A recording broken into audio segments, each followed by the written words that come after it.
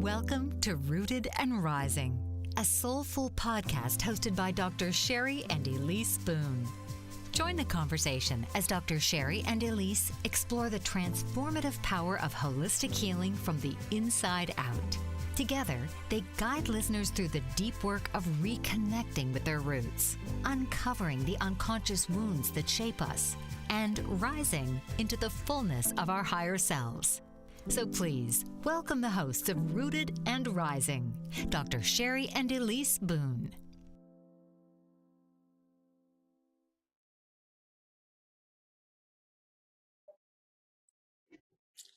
Hi, welcome to Rooted and Rising. At the top of the hour, you can hear the grandfather clock welcome us in. Where this is Dr. Cheri and Ellice Boone. We're really excited about today meeting you again, and we encourage you to participate, send your thoughts, your feelings, your insights. We love to learn from you as we along the way, and I'm sure all the other listeners love to learn from one another. I'm curious. Where do you instinctively go when you are needing an answer? You are in crisis, you are seeking comfort, you are seeking joy. And does that relate to your relationship with prayer? What is our relationship with prayer? Prayer has existed across all cultures and generations since time began, I believe, and we each have our unique relationship with it. Some people, they learn from childhood, to pray. Some just intuitively turn to prayer, and some have purposely walked away from it, finding that it doesn't serve them so well. And so I'm just curious, where are you? And I'd like you to ponder that throughout the podcast. Yeah, thank you, Cheri. I'm really excited for this episode, and I have to say I'm feeling almost like tender in the sense that it feels really important to talk about, but it also feels vulnerable considering my own journey with prayer, religion, God in general. And we'll get into that a little bit more later, but I just want to give a disclaimer to anyone who maybe popped this episode on and is feeling in the same way like, oh, I don't want to hear about religion, or I don't want to be told how to view God or how to pray. That this episode is not at all about religion or doctrine. It is simply about connecting to something higher than ourselves. So if you believe in even the possibility that there is something out there that is greater than you, greater than us as humans, then this episode is for you. It's an exploration. And so I just want to invite you to be curious and follow us along as we kind of share our own personal experiences and some fun facts about prayer. And to start us off, if you don't mind, I think I'll jump right into a little meditation to get us more centered. Wonderful. I love this part. So I just want to invite the listeners to find a quiet, private space. If you're sitting in a chair, that's great. If you have a floor or a bed, somewhere you can lie down and completely relax your body, that's wonderful as well.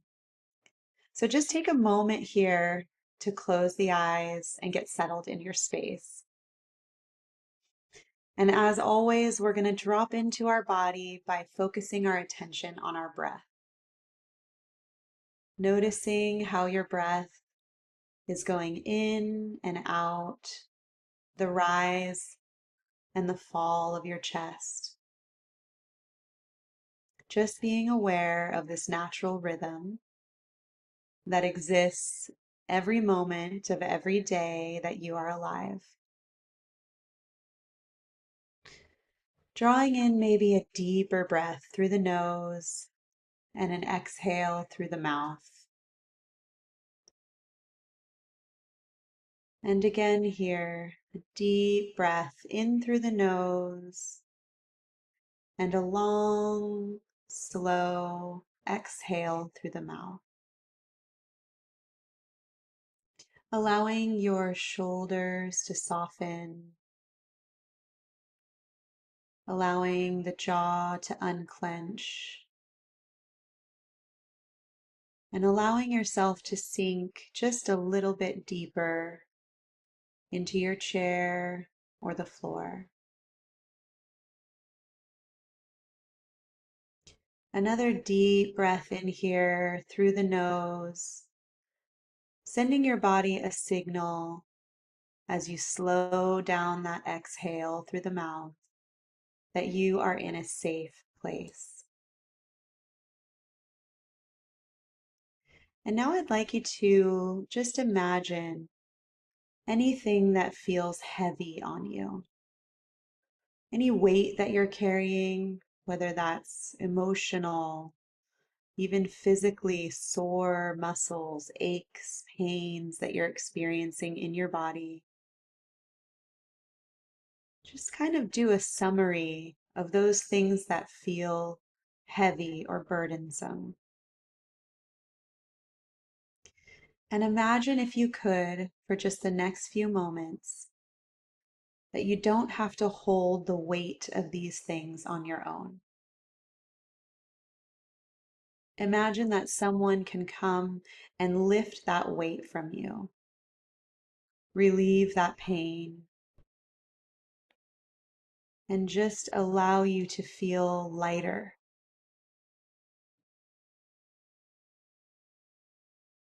Now, whatever you want to call the next piece, it can be God, it can be Jesus, it can be love, it can be spirit, the universe, or if there's no name for it, just something that is greater than you. Imagine that presence. Bring it into your mind's eye and feel what that presence might feel like. Imagine the presence of this greater being holding you with unconditional love.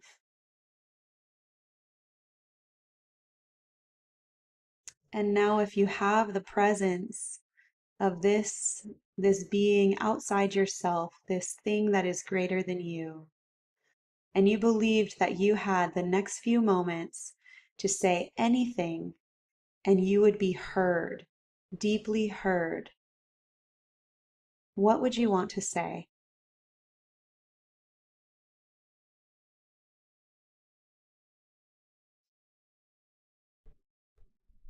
Allowing space here to let the thoughts bubble up naturally. And notice what wants to be said.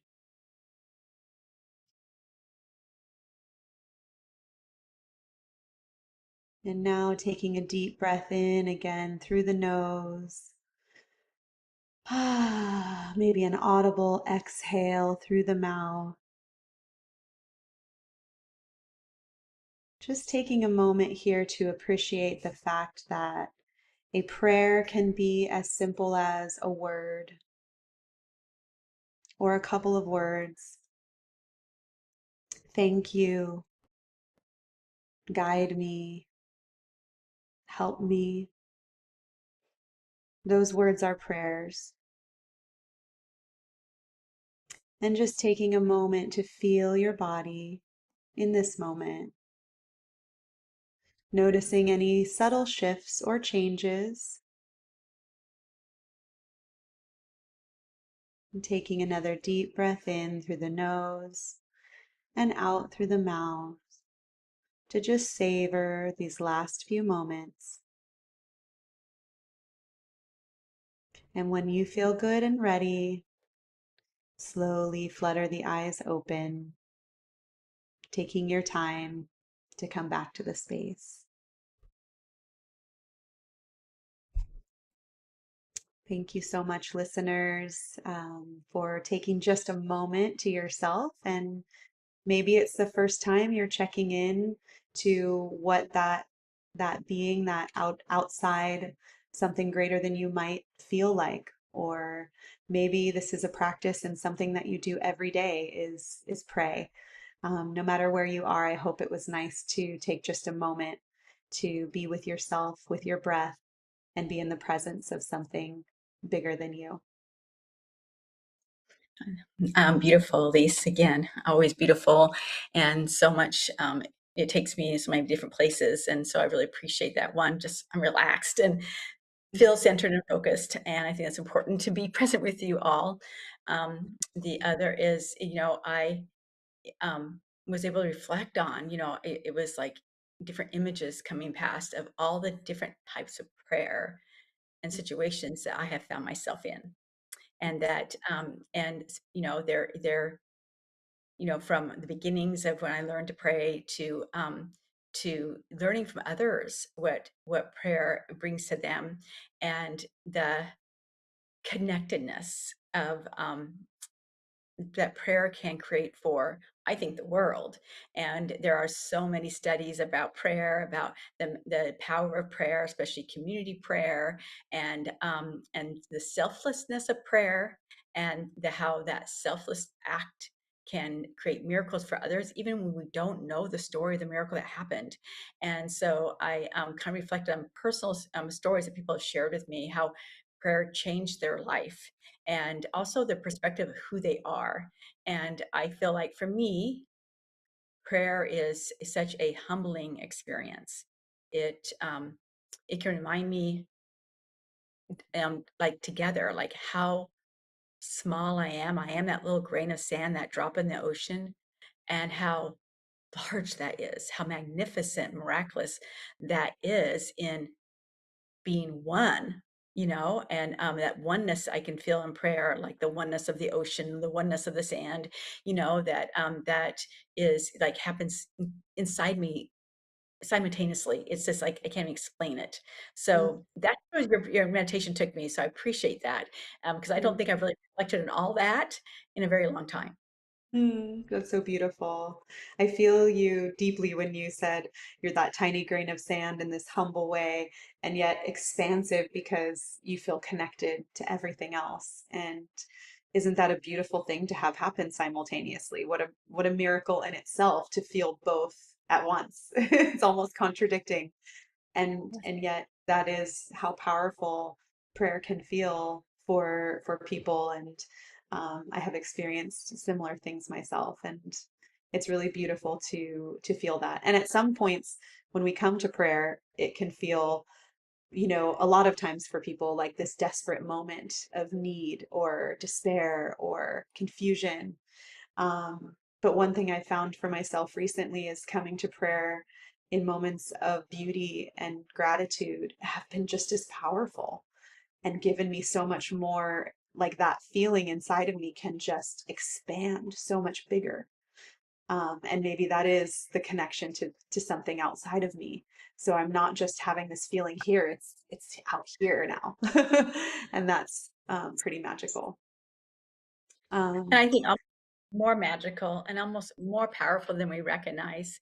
I grew up with learning the prayer to, to express gratitude, and to acknowledge everything you're thankful for first and foremost. And then if you have something to petition the Lord with, or prayer, whoever that is, is to ask, and do the petitioning. And ironically, though, I think it's the tendency is kind of quickly go over the gratitude and then jump into asking. And I feel like the miracles probably happen more when we express the gratitude and we do just what you said, step in and just experience the graciousness, not just say it, experience it and sit in that joyous energy. I just can't imagine, as I get older and in more seasoned, I think, oh my gosh, this is where really the mind, body, and spirit really heal, when we can, and there's about, journaling about gratitude, just the power of gratitude. So thank you for sharing that perspective. I think that is just really powerful. We can talk more about it as we go on through the episode, but I think that's really important to just like emphasize, and for the listeners to think about, what is prayer for me? One, how do I facilitate it for my well-being? And do I even think about how I place prayer in my life? And so let's talk about this more. I know we have a commercial break to go to, and welcome our sponsors. We welcome you here. See you in a moment.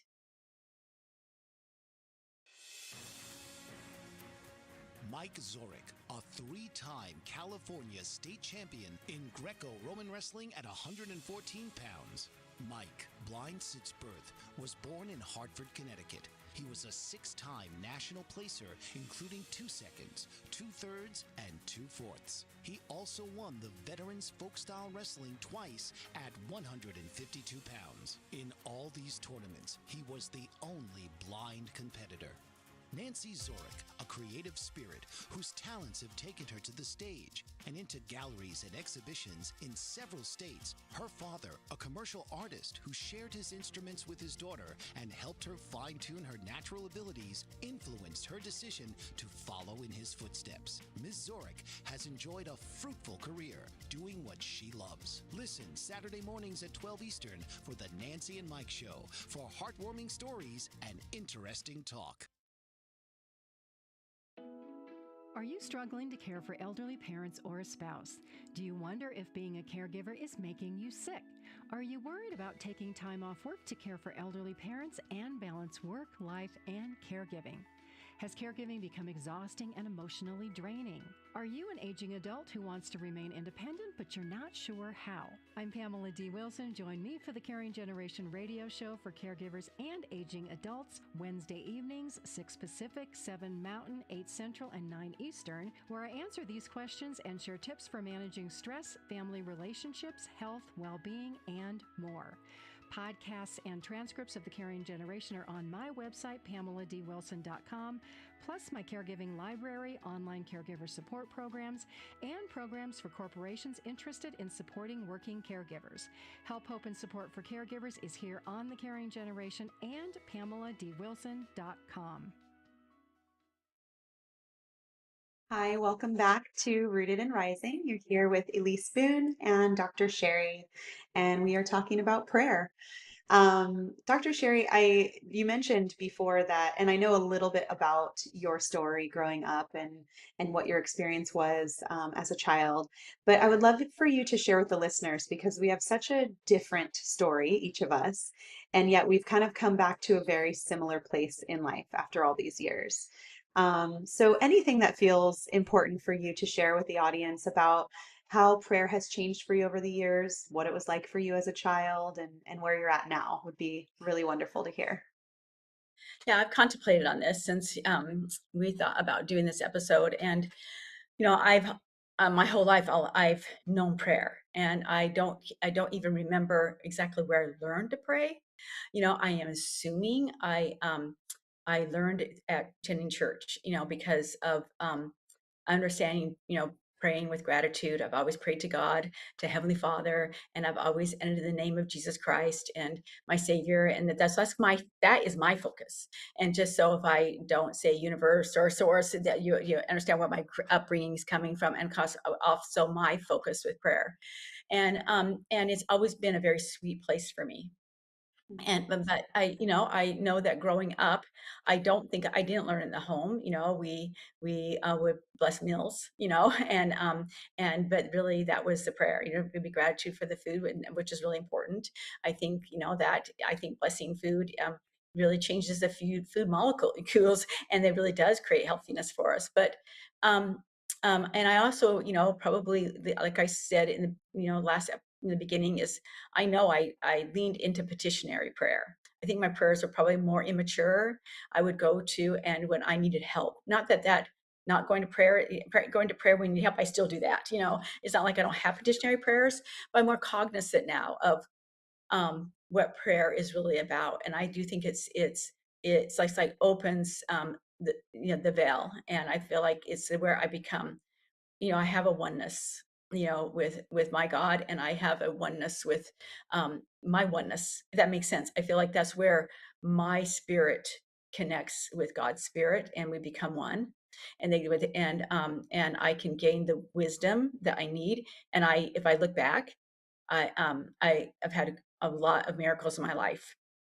But because the things that I pray for, those, I can identify specific miracles that came from prayer for me. Also, being um, reminded of, impressed upon other relatives coming to me, and answering my answers. And I just like this knowing like, oh, that's the only person who could have answered that. So it's just, that's a meanness, that's a me thing. So I feel like it reminds me that, okay, it's not just this earth. Okay, there's so much more to us. That's helped me, um, one, not always just rely on my head and my thinking, recognizing I only know what I know. It's helped me want to like always be growing and be curious and recognize that creativity comes probably from my prayers and that I'm not limited. And so that's given me hope and joy and also a place to go to be consoled.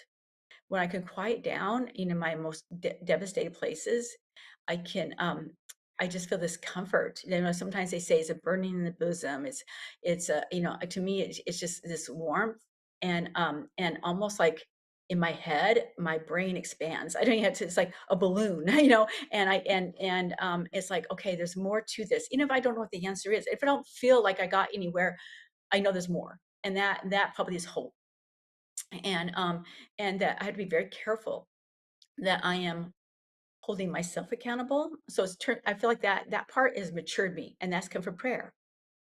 I don't think I've learned to hold myself accountable from really a lot of other people. That's kind of fear. I want to get the A on the test. I want to do well in school. I don't want to flunk. I don't want to fail my career. I don't want my kids to hate me. That's always the outside in.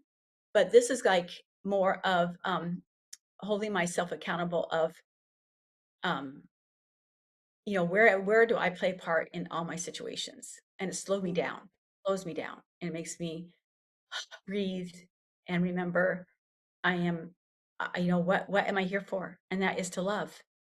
mm, And I begin, I have to love myself because I can feel the love coming to me. And some people can say it's all imagination. And how many times can it be imagination? How many times over and over can just I make it up and pretend? The power of the placebo effect. For me, I have had too much that said otherwise. Now, it is.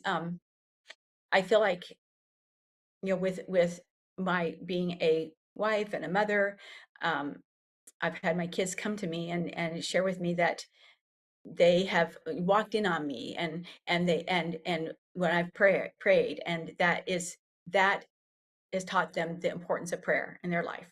Not what I said, not what I taught, not what, and not even me knowing they walked in, they may open the door and then close the door, and for them to come to me and tell me that, where's that come from? I feel like, okay, that's not a me thing. That's not because, that was something they needed, as to understand for themselves what is prayer in their lives.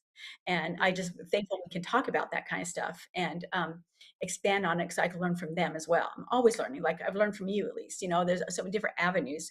There's not one straight road. I've just never had to test it. One of my biggest tests was when I was doing my dissertation.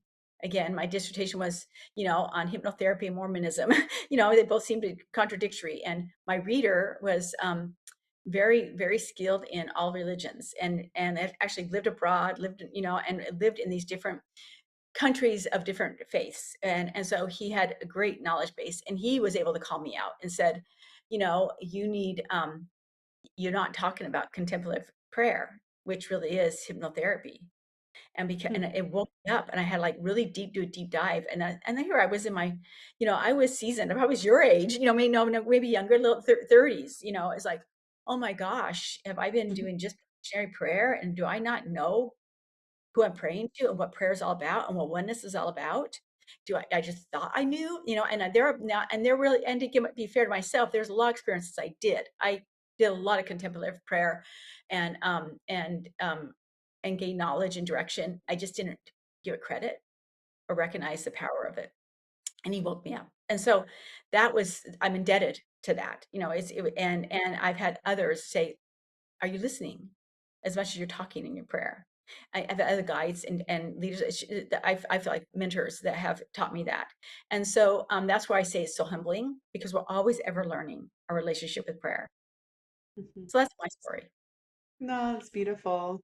Yeah, it's so interesting how it's evolved for you over your life. And I feel like your story is almost the opposite of mine in the bits you mentioned about your childhood, because you went to prayer and kind of found that on your own. And then it just sort of morphed and changed and evolved as you grew in life. And as we do in everything, right? As we grow and evolve and mature, we find new ways of being and sort of new layers of who we are. And so it makes a lot of sense that our style of praying and yeah, would just evolve along with that. Um, I will go into my story too, but thank you for sharing. That was just, it's beautiful to see how things change, and it's beautiful to see where you're at now. The part that really struck me actually was your children walking in and seeing that demonstration of you praying, because it wasn't a performance. It was done behind a closed door just for yourself. And I feel like that is so important, because so much of prayer within religion, especially, can be so performative. And what we really have to come to is, what are we doing for us? Is who are we praying to? Like you said, what is the intention? Like really knowing. And so this podcast is more of a discovery of that for people who maybe don't know, or a deepening of that for people who are already on this path and it's something that's a part of their normal practice or their faith. So it's beautiful that we can apply both. I believe we have a break coming up, so maybe I will tell, I'm not sure, but I could tell my story after the break, and we can kind of come back to this if that feels good. Think, Sounds or great. unless I'm getting the times wrong. I might be. I'll wait for the note from the tech. Um, Okay, so we have some time. Well, I'll share the beginning part of my story. Childhood and growing up, I grew up in a very strict religion, and prayer was definitely ingrained in me as a child, and having a relationship with God was very important. But unfortunately, over the years, I came across and sort of was faced with a lot of trauma that happened in the name of religion and under the guise of religion. And so that became really challenging for me. In my mid 20s, I completely turned my back on all religion. I was so hurt by the things I had experienced, and I needed time just to heal from what I had gone through. And so in my mid 20s, I walked away, and it wasn't just walking away from religion. I walked away from God, from prayer, from any connection. I remember that even the feeling of like hearing someone say the word God would actually make my skin crawl. Isn't that interesting? So like I had a physical aversion to anything involving that, because I was still moving through all of the pain, and I associated that pain with religion, and so in turn with God, with prayer. So I would say at least a decade, maybe more, went by without me even looking to God or prayer for anything, and having that feeling within me that that was just so far from anything I needed in my life.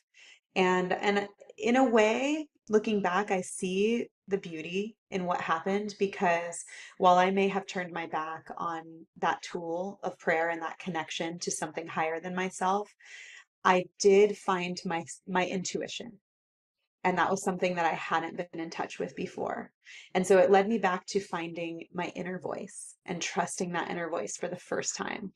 And through many different experiences through life, through birthing my daughter, and so many different pieces of my life where I really trusted my gut, my intuition, and then the outcome was everything I had imagined and more.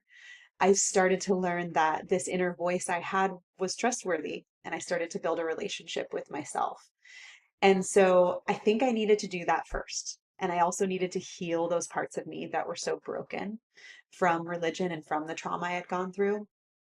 And once I did that, I felt so different, but I still wasn't at this place of like, oh, I'm going to just start praying or have God back in my life.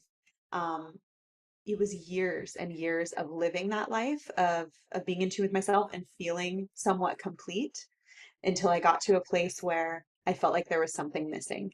And I know we do have a break now, actually. So maybe after the break, I can share kind of what that was like, and what led me on this journey from there. So we'll see you guys after the break, and I'll elaborate. Great, wonderful. master of words, powerful player.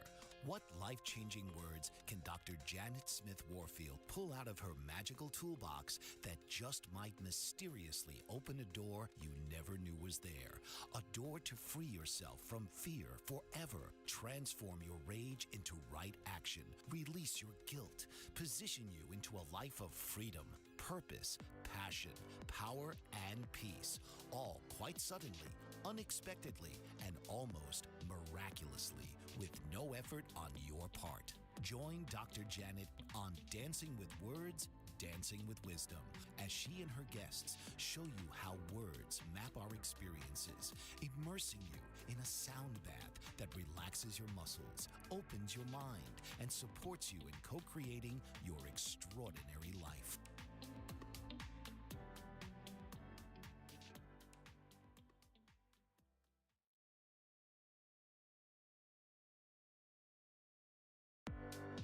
Author, radio show host, and coach John M. Hawkins reveals strategies to help gain perspective, build confidence, find clarity, achieve goals. John M. Hawkins' new book, Coached to Greatness: Unlock Your Full Potential with Limitless Growth, published by iUniverse.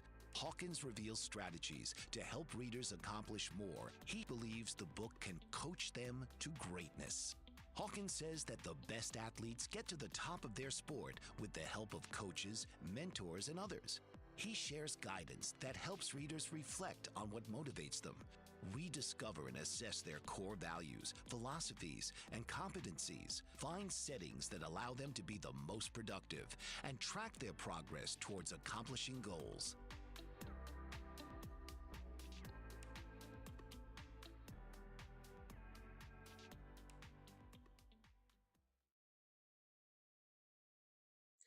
Welcome back to Rooted and Rising with Dr. Cheri and Ellice. We've been talking about prayer, and in the midst of hearing Elise's story of what caused her to have to go through her own experience of discovering her relationship with prayer. And I think that the great thing that stuck out to me is, you have. And I think this is choice. When you walked away from God and everything, you tapped into your intuitive nature.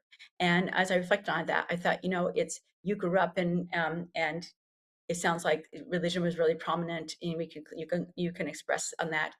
For me, I grew up in a community, but my own family was not highly religious in practice, and so this journey was all self discovery, and maybe and maybe me not knowing that how I just knew to go there, and I wanted everyone to have a part of it. I would like preach to my family, like to have a part of it, and they just dinner was good. To have blessing the food was a good thing. So I think that came out of what you shared is how we all have an individual journey and an individual relationship with prayer, and that's what we really want to emphasize today is whatever that looks like for you. No one can tell you what prayer is, but when outside sources, what I call unrighteous dominion, want to dictate, what a prayer is for us, we can get harmed and we can get hurt, and we need to have the spaciousness to figure that out ourselves. And I think that was so intelligent of you to take that journey. So I can't wait to hear the rest of the journey. Hmm. Yeah, thank you. Yeah, and it really was a journey. I was thinking over the break that really looking at this, it was about 2 decades of life. And so from when I kind of walked away from religion and said, I want nothing to do with God, prayer, any of it, and about 10 years of deep healing and so many things from plant medicine work to meditations, yoga, like I've really dabbled in everything trying to find myself and explore what else was out there that I hadn't been taught.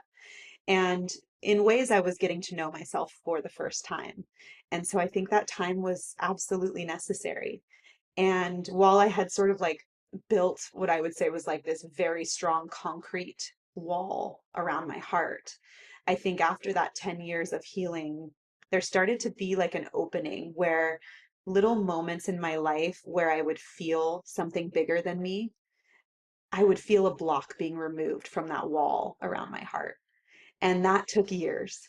And so that I would say maybe like 5 or more years of those blocks being slowly pulled back, revealing my heart being more open to the idea of God, which I still would not use that word. And going through some different things that were difficult and challenging in my life. Those were some times where I had some questions come in, some pieces, maybe like a little spark of a prayer, but not fully, because I still felt this resistance to it. And it wasn't until a few years ago, so that's creeping on almost 20 years long of a span. uh, a couple of years ago, I went to this breathwork retreat. And at the retreat, and you'll remember this, Cheri, because we were in touch then and working together. And um, I went to this retreat, and the woman leading the retreat unexpectedly said, "Now we're going to have a prayer circle." And I immediately froze. And the time came around to me when it was going to be my turn. And she said, "All I ask for you to do is pray however you want. There's no right way to pray," which was beautiful. And she created such a safe place for me to feel like I could pray however I wanted, or to skip and not be heard at all. She also gave us permission to pray silently or not at all. But here I was, and I had decided before it came around to me that I wasn't going to pray. I was not going to speak out loud in front of these women and have my first prayer in so many years be here at this place. And yet it came around to my turn, and she said, "If you do pray out loud, I just ask and invite you to say, um, it's me, hi God, it's me, your daughter, and what your name is." And I don't know why, but as soon as those words left my mouth, it was like, "Hi, God." And it was like this feeling of, "You remember me? It's your daughter, Elise." And then just tears, just tears poured out. And I said, "I'm sorry for turning my back on you." And so, over the time that those bricks had been pulled down over all of those years, and then this one moment where I spoke it out loud in front of all these women, all these witnesses, it felt like such a relief for the first time to be saying, like, "You exist and I know it." And thanks for still being here, because in my heart I knew, even though I had rejected it for that long, I knew that God was still there. I knew my prayers were still being heard somewhere deep inside my bones. And so that was a really big shift for me. And after that, I just started exploring, and a lot came out. A lot of my emotions came out in my next prayers following, the emotions of, you know, why am I here, and how am I supposed to pray to you? And almost like a rebellious teenager would talk to a parent, just like, "What have you done for me the last 10 years? And how am I supposed to even pray to you? I don't even know." And it was good. I worked through the emotions, like just myself and God. And that journey went on for a while, maybe a year, and it would be moments. And I started introducing prayer over food at the dinner table in the house, which was a new thing for our family at the time. So very interesting how these little pieces would just drop in, and they felt awkward, and I felt weird, and I didn't know how I was supposed to pray outside of what I was taught when I was younger. So I had to discover just what felt right. And I did it, and it was clunky. It was not perfect, and it still isn't perfect. And I would say now I have what I would consider just like a very open dialogue. It's just very often and back and forth, and an ongoing processing relationship with God. And that's my style now. That's what feels good and right for me in this moment. And I have no doubt that will continue evolving. I can say that 20 years ago, I would have never thought that I would turn my back on God and religion entirely. 10 years ago, I would have never thought that I would bring prayer and God back into my life. So what's next? I have no idea, but I'm open and I'm curious, and I'm here for the ride. I'm here for the journey. And it's been a really beautiful one in retrospect, and I'm very grateful for it. That is really beautiful. Thank you for sharing such an intimate, story and your moments. And I think that's really pertinent for people to understand that, prayer is clunky. We're human beings, and when we're authentic in our prayer, it just is what it is, and that's just perfect, you know. And I think, you know, and it reminds me of, you know, when I was 16, I went to a summer camp, this non-denominational camp, a religious camp, and it was, I don't know, it was religious, it was just non-denominational Christian camp. I don't know what it was, because I just had some friends go. I got invited, so I went, and then unbeknownst to me, they had us go into the woods, and I remember the orange. I can't tell what the orange was for, but to go pray, you know, and I wasn't prepared for that, and so I was praying, and that's when, you know, I was told, you already know who you are and what your relationship with me is. You know, start living it. And it was like, it shocked me. It was like, because they asked us, go find Jesus. It was say a prayer and go find Jesus was it was. And so it was like, you already know. And I almost like I was, for me, it was so life altering. It gave me permission to live what I knew, you know, and the way I know it. And then I love how you know, I think for me, I do have I feel like I'm in a constant prayer. I have conversations all the time in everything I do. And I had a leadership meeting at my office just this week, and it was our first like retreat leadership meeting with us. And I found, I wasn't even expecting it, but what came out of my mouth was, I almost wanted, like at first I was going to almost be apologetic for it, but it just came out and said, you know, I'm very prayerful, and I have consecrated this whole thing to God, because I pray about it all the time. The work, I can't do this business without prayer being a key factor. I was kind of like surprised I even said that, but it's because that's how constant prayer is with me, and I can't imagine life without it. And I feel for you those 10, 20 years of no prayer in your life, you know, and at the same time, excited that you had the wisdom to tap into, I need to find me first. And I don't think that was, I kind of like feel like that's not, we have these feast and famine moments, and that's what being human is. And what key is what we do with them. You know, what do we do with these fast moments, you know, and these feast, yeah, these fasting moments, these fathoms, you know, what do we do with them? It's not that we have them or not have them, is what we do with them. And what you did with it, you worked really hard and was really courageous to listen to yourself and use your voice as you needed to in that moment in front of all those witnesses, and allow yourself to be circled by them and love. I have no doubt that was really beautiful. Thank you. Yeah, what a journey. It'll be interesting to see what the next years unfold for both of us, for all of us, for everyone Right. listening, really. I like what you said. You don't know. You never expected what would happen, you know, 10 years into your famine, and what would happen, you know, 10 years after that, you know, and your feast now, what will happen the next 10 years. I We know. don't know. And but what we do know is, I think the key thing is, do we have a relationship with ourselves? So then we can know to have what kind of relationship we want to have with prayer. And that's so key when we talk about rooted and rising, and a lot of things we do is like, do you know you? You know, maybe that's the first thing. Do we, you know, do you love you? Do you act like you love yourself?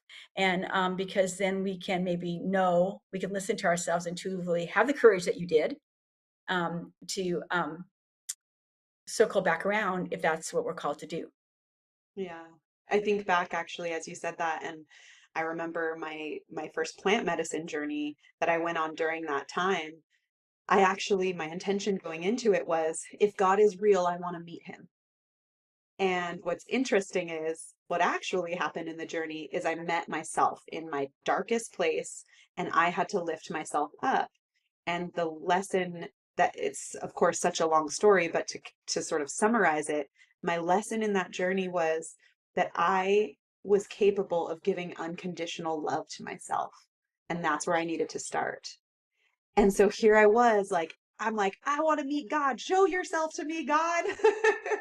And what did I get shown? I got shown that first I have to find and love myself. I have to meet myself there and show myself unconditional love. And that's what I needed. That was exactly what I needed at that point in time. So it was a beautiful thing. And maybe someday I'll get to meet God, but it wasn't then. But you know, I'm going to counter that, because I think when we do what you did, reach a point where we can gift ourselves unconditional love, we have met God, Oh my God. Yeah. because that's when we're in oneness with God. And Mm. so thank you for sharing that. And if the listeners like think about prayer, maybe think about, do I love myself? Can I gift that to myself? Can I do it? At least did, can I do that for myself? And then but we're still going to keep talking about prayer. I see that we have a break. And when we get back, we'll get into some of the other elements of prayer. Mhm. Are you struggling to care for elderly parents or a spouse? Do you wonder if being a caregiver is making you sick? Are you worried about taking time off work to care for elderly parents and balance work, life, and caregiving? Has caregiving become exhausting and emotionally draining? Are you an aging adult who wants to remain independent, but you're not sure how? I'm Pamela D. Wilson. Join me for the Caring Generation radio show for caregivers and aging adults, Wednesday evenings, 6 Pacific, 7 Mountain, 8 Central, and 9 Eastern, where I answer these questions and share tips for managing stress, family relationships, health, well-being, and more. Podcasts and transcripts of the Caring Generation are on my website, PamelaDWilson.com, plus my caregiving library, online caregiver support programs, and programs for corporations interested in supporting working caregivers. Help, hope, and support for caregivers is here on the Caring Generation and PamelaDWilson.com.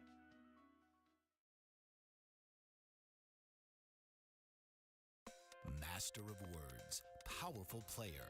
What life-changing words can Dr. Janet Smith Warfield pull out of her magical toolbox that just might mysteriously open a door you never knew was there? A door to free yourself from fear forever. Transform your rage into right action. Release your guilt. Position you into a life of freedom, purpose, passion, power, and peace. All quite suddenly, unexpectedly, and almost miraculously, with no effort on your part.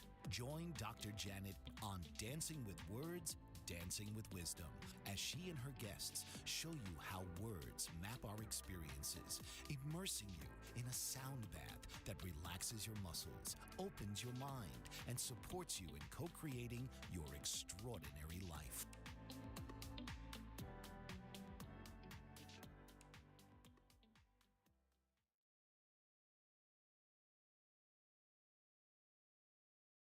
Hi, welcome back to Rooted and Rising. It's been a beautiful episode. I feel honored to be able to share and to hear both of our stories come together and how unique they are, Cheri. And thank you for your reflections. It feels good to say a piece of my story out loud. It feels really good. So, beyond what our own personal experiences are, I feel like everyone has had unique experiences, but there's even more to it. Prayer isn't just about this like spiritual, faith-based feeling. There's actual science behind people praying. Cheri, can you share anything with us about this? What does prayer do to us in our bodies, in our minds? Yes, like I said, there's been so many research and studies about prayer, and so and curiosity about prayer. And they have, I touched upon how, there's the power of prayer, power of community prayer. If for global healing, and how they've been able to measure how change happens when those happened. And so those are like big miracles, are also energy forces, and we're all balls of energy. And then we're very complex in they still haven't figured out the human body, but when they you know um, test the body through prayer, they find that it really activates our prefrontal cortex, in our brain. It can improve our emotional regulation. And so maybe that's why we do petitionary prayer, to kind of calm us down. It increases our compassion. And I think that's because we tap into that unconditional love of it's not it's not the unconditional love we have for ourselves, it's the unconditional love of who we are. That's Mm. where the oneness comes. We are all love. And when we can tap into our own loving force, we feel that unconditional love, but that's also when I feel like we're connected and, to God. So it increases that compassion. They can measure that, and it clears I think our neuropaths for clearer thinking. It reduces the activity of the I can't say it, Amygdala. amygdala, Yeah. because that's our fear response, so it reduces that fear response, and then it's going to reduce our stressors, and our vagus nervous system that just attached to every organ in our body. calms down. So then our goes from our head into our body. Our cortisol levels go down, which can, lead to all kinds of health issues if they're too high. It therefore then improves our resilience for life. So you wonder how many years it adds to us, but then when you get up from prayer, usually some people can feel like it just went to the ceiling and back down me. So I'm frustrated still, we have those days, but when we actually engaged in, you know, um, feeling that love, we have, like I said, for me, hope. We have hope. We feel a connection. We're not alone in this world, and we can feel alone, but because we live alone or whatever, no, we have this secret issue that we're dealing with, or this unique issue that no one we can feel can relate to. We feel a greater gratitude, and just overall emotional well-being. And so I think that this is, really imperative. If nothing more to think about, I want to explore prayer in my added support, and see if that helps you feel a little less isolated, a little less anxious, a little less depressed, a little more joyful. So I feel like those are some of the biology things. If you're like, I'm just gonna start praying to be healthy, that could be a good reason, a very good reason. Yeah. They've done science where they've, like you said, start blessing our food. That blessing on food, that they can measure it, and it changes the molecules in water. It changes the molecules in the food. So it's not just gratitude.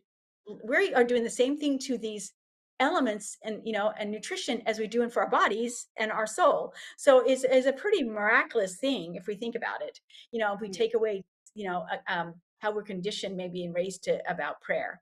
A lot of people are unfortunately pray out, like they pray out of fear. I have to pray, and then obviously that comes from a whole different place, right? We're not it's outside in. And what we're talking about today is really value our inside out experiences.